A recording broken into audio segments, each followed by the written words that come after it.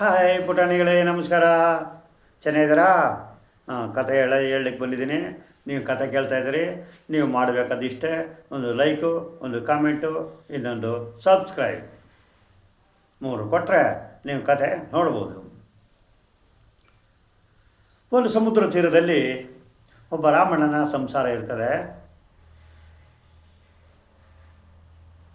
ಅವ್ರಿಗೆ ದಿನಾಲು ಮೀನು ಹಿಡಿದು ಮಾರಿ ಬಂದ ಹಣದಿಂದ ಸಂಸಾರ ನಡೆಸಬೇಕಾದಂಥ ಕೆಲಸ ಅಷ್ಟೇ.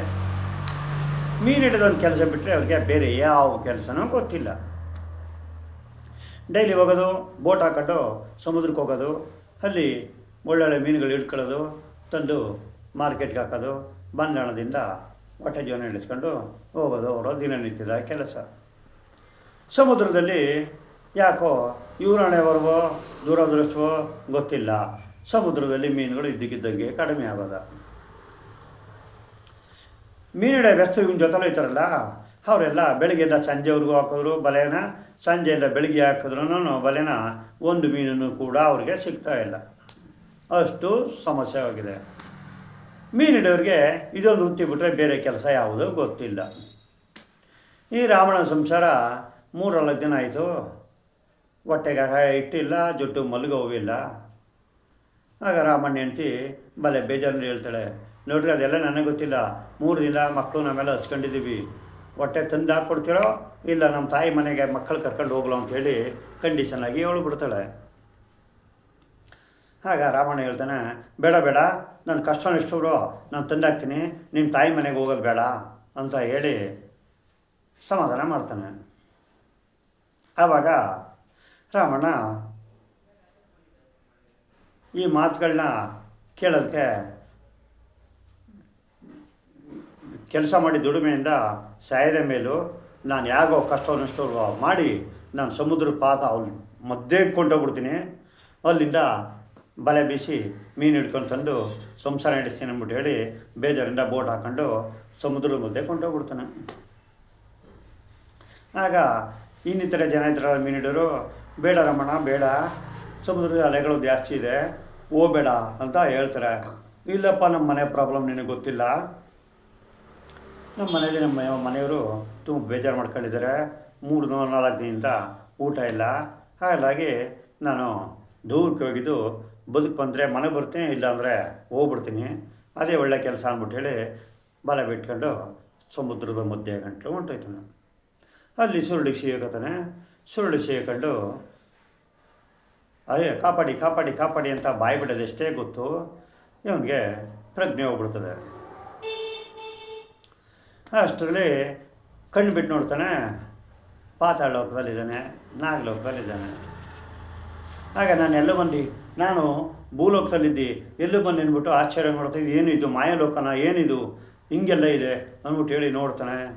ಆಗ ಒಂದು ಸೈಡಿಂದ ದೊಡ್ಡ ಸೌಂಡು ಬರ್ತದೆ, ಏಯ್ ಮಾನವ, ಇದು ಭೂಲೋಕ ಅಲ್ಲ, ನಾಗಲೋಕ ಅನ್ನುತ್ತೆ. ಆಗ ಅವನಿಗೆ ಓಹೋ ಇಲ್ಲಿ ಬಂದ್ಬಿಟ್ಟಲ್ಲಪ್ಪ, ಏನಪ್ಪ ಮಾಡೋದು ಅಂಥೇಳಿ ಹೆದರಿಕೆತದೆ. ನೀನು ಮಣಿ ಕದ್ಲಿಕ್ಕೆ ಬಂದಿದೆಯಲ್ವಾ ಅಂತ ಜೋರ ಸೌಂಡು ಬರ್ತದೆ. ಇಲ್ಲ ದೇವ, ನಾನು ಮೀನು ಹಿಡಿದು ವ್ಯಾಪಾರ ಮಾಡೋನು, ಸುರುಳಿ ಸೇರಿಕೊಂಡು ಬಿದ್ದಿದ್ದೆ, ಪ್ರಜ್ಞೆ ಬರಾದ್ಮೇಲೆ ಇಲ್ಲಿದ್ದೀನಿ, ನನಗೇನು ಗೊತ್ತಿಲ್ಲ, ನಾನು ಕಳ್ಳನಲ್ಲ ಅಂತ ಹೇಳ್ತಾನೆ. ಹಾಗಾದರೆ ಕನ್ನಡಿ ಮುಂದೆ ನಿಂತ್ಕೋ ಅಂತ ಹೇಳ್ತದೆ. ಕನ್ನಡಿ ಮುಂದೆ ನಿಂತ್ಕೊಂಡ ತಕ್ಷಣ ಅಲ್ಲಿ ಬಿಂಬ ಹೇಳುತ್ತೆ, ಏನು ಒಳ್ಳೆ ಮನುಷ್ಯ, ಇವನು ವಿಧಿ ಇಲ್ದೇನೆ ಇಲ್ಲೂ ಬಂದಿದ್ದಾನೆ, ಸುರುಳಿ ಸೇರಿಕೊಂಡು ಪಾಪ ಇಲ್ಲಿಗೆ ನಾಗಲೋಕಕ್ಕೆ ಇಳಿದು ಬಿಟ್ಟಿದ್ದಾನೆ ಅಂತ ಹೇಳುತ್ತೆ. ಆಗ ಇವನದ್ದು ಸತ್ಯಕ್ಕೆ, ಹೋಗು ನಿನಗೇನು ಬೇಕು, ಎಷ್ಟು ಬೇಕು ಚಿನ್ನ ಎತ್ಕೊ ಹೋಗು ಅಂತ ಹೇಳಿ ಆ ಕೋಣೆ ಮುಂದೆ ನಿಂತ್ಕೊ ಅಂತ ಹೇಳ್ತಾನೆ ನಾಗರಾಜ.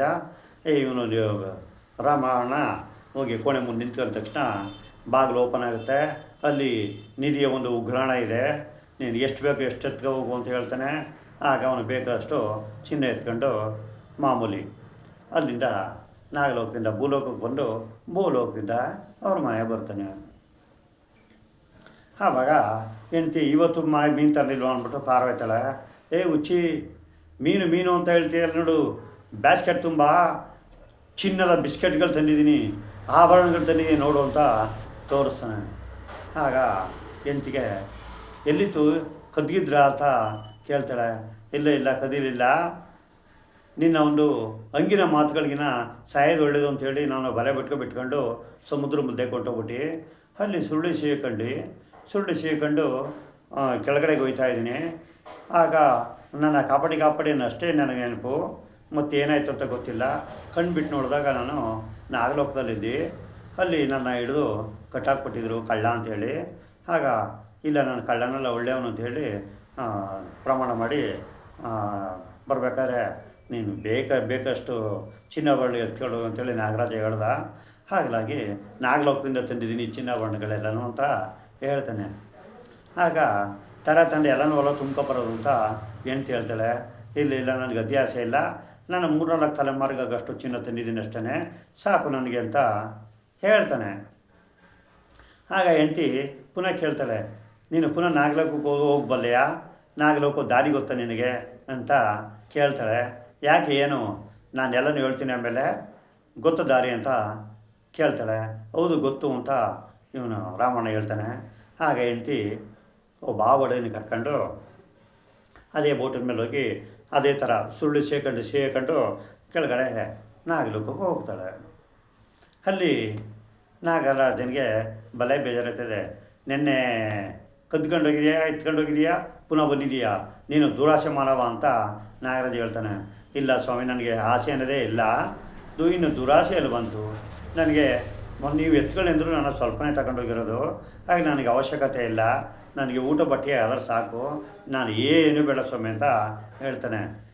ದುರಾಸೆ ಇವಳು ನನ್ನ ಹೆಂಡ್ತಿ, ಅಷ್ಟು ಸಾಕಾಗಲ್ಲ ಅಂತೇಳಿ ಎಲ್ಲನೂ ಕೂರ್ಕೊಂಡು ಹೋಗೋ ಮತ್ತು ಬಂದವಳೆ ಅವಳನ್ನು ಕರ್ಕೊಂಡು ಅಂತ ಇದ್ದ ವಿಚಾರನ ನಾಗರಾಜನಿಗೆ ಹೇಳ್ಬಿಡ್ತಾನೆ. ಆಗ ನಾಗರಾಜನಿಗೆ ಸಿಟ್ಟುತ್ತೆ. ಈ ಕಳ್ಳ ಮಾನವರೇ ಯಾರು ನಿಂಬರು, ಮನುಷ್ಯರು ನಿಂಬಕ್ಕಾಗಲ್ಲ ಅಂಥೇಳಿ ಬೇಜಾರು ಮಾಡ್ಕೊಂಡು ನಿಮಗೆ ಭೂಲೋಕಕ್ಕೆ ಹೋಗೋಕೆ ಬಿಡಲ್ಲ, ಇಳಿದು ಕಟ್ಟಾಕ್ತೀವಿ ಅಂದ್ಬಿಟ್ಟು ಕಟ್ಟಾಕ್ತಾರೆ. ಇಲ್ಲ ನಾವು ಕಳ್ಳರಲ್ಲ, ನಾವು ಆಸೆ ಪಟ್ಟು ಬಂದಿದ್ದೀವಿ ನಿಜ ಅಂತ ಹೇಳ್ತಾರೆ. ಆಗ ನಾಗರಾಜ ಕನ್ನಡಿ ಮುಂದೆ ಹೋಗಿ ನಿಂತಿದ ತಕ್ಷಣ ಕನ್ನಡಿಗೆ ಒಳಗಡೆಗೆ ಫಿಕ್ಸ್ ಆಗ್ಬಿಟ್ಟು ಈಜು ಬರಬಾರ್ದು, ಆ ಥರ ನಾಗರಾಜ ಶಾಪ ಕೊಟ್ಬಿಟ್ಟು ಒಳಗಡೆ ಸೇರಿಸಿ ಲಾಕ್ ಮಾಡಿಬಿಡ್ತಾನೆ. ಆಗ ಈ ರಾಮಣ್ಣ ಭಾಳ ಬೇಜಾರು ಮಾಡ್ಕೊತಾನೆ.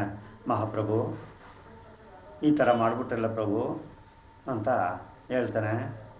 ಆಗ ನಾಗರಾಜ ಹೇಳ್ತಾನೆ, ನೋಡು ರಾಮಣ್ಣ, ನಿನಗೆ ದುರಾಸೆ ಇಲ್ಲ ಅಂತ ನನಗೆ ಗೊತ್ತು, ನೀನು ಎಷ್ಟು ಚಿನ್ನಾಭರಣಗಳು ಬೇಕೋ ಅಷ್ಟನ್ನು ತುಂಬ್ಕೊಂಡೋಗು, ಎಲ್ಲನೂ ತುಂಬ್ಕೊಂಡೋಗು, ನೀನು ಚೆನ್ನಾಗಿರಬೇಕು ರಾಮಣ್ಣ ಅಂತ ನಾಗರಾಜ ಹೇಳ್ತಾನೆ. ಇಲ್ಲ ಪ್ರಭು, ನನಗೆ ಚಿನ್ನಾಭರಣಕ್ಕಿಂತ ನಾನು ಹೆಂಡ್ತಿನೇ ನನಗೆ ಎಲ್ಲ ಸರ್ವಸ್ವ. ಮನೆಯಲ್ಲಿ 2 ಮಕ್ಕಳಿದ್ರೆ ಅವು ತಬ್ಲಿಗಳಾಗುತ್ತವೆ, ಆದ್ದರಿಂದ ನನಗೆ ಹೆಂಡ್ತಿ ರಿಲೀಸ್ ಮಾಡಿಕೊಟ್ರೆ ಸಾಕು, ನಾನು ನಿಮ್ಮ ಚಿನ್ನಾಭರಣಕ್ಕೇನು ಆಸೆ ಇಲ್ಲ, ನಾವು ಬಂದರಿ ಸುಂಕ ಇಲ್ಲ ಅಂಥೇಳಿ ನಾವು ಮನೆಗೆ ಹೊಂಟು ಕೊಡ್ತೀವಿ ಅಂತ ರಾಮಣ್ಣ ಹೇಳ್ತಾನೆ. ಆಗ ಆವಾಡ್ಗೆ ಎದ್ದು, ಸ್ವಾಮಿ ಬಿಡ್ತಾಯಿದ್ರಿ, ನಾನು ಸೇರಿಸ್ಬಿಟ್ಬಿಡಿ, ಮತ್ತು ಇಂಥ ತಪ್ಪು ಕೆಲಸ ಮಾಡೋದಿಲ್ಲ ಅಂಥೇಳಿ ರಿಕ್ವೆಸ್ಟ್ ಮಾಡ್ಕೊತಾನೆ.